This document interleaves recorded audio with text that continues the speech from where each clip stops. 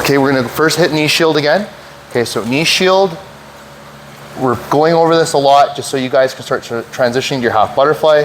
I'm using my overhook to give me space without a leg lock to get my half butterfly hook.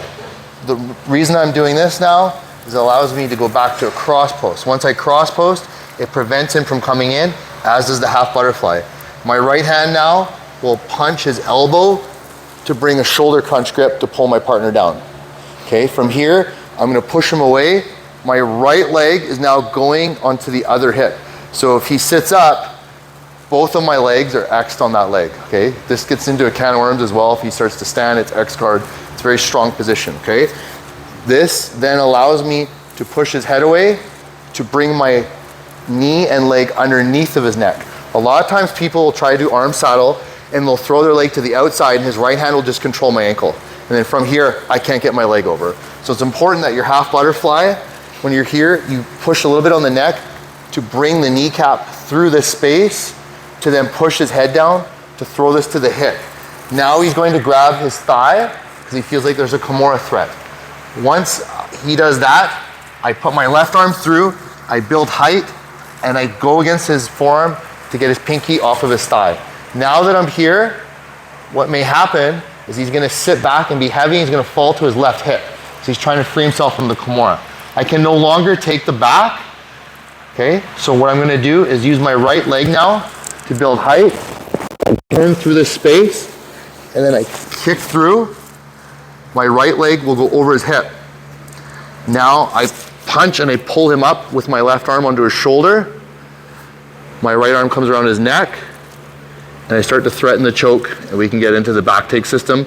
Every time I have a hook and I'm here, I have shorter legs, so I can't necessarily body triangle. I'll push him down on the ground, controlling this hip, which then allows me to also isolate this arm, feed it, punch, and get our choke. Okay, so let's go back again. I know there's a lot going on, but to me, it's like a very realistic scenario. So knee shield, control, half butterfly. I go back to the frame.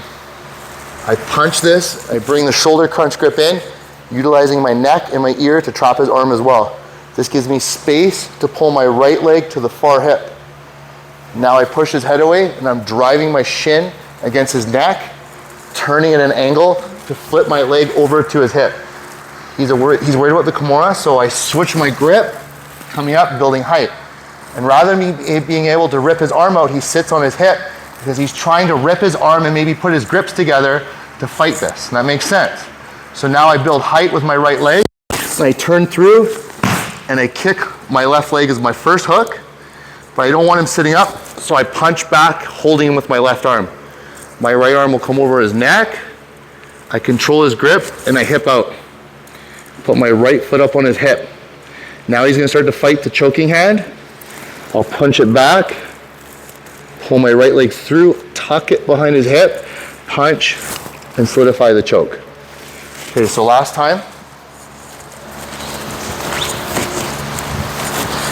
Knee shield, make space for your half butterfly, insert your hook. Frame, punch the elbow, shoulder crunch grip. Allow my right leg to go to the far hip, gives me space to bring my left leg over for the arm saddle. I go to his hip. He's grabbing his thigh, I switch to a Kimura grip by punching my left arm.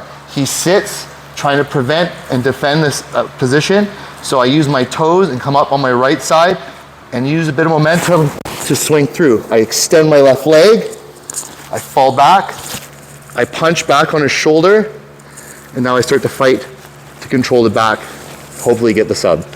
Okay guys, 1, 2.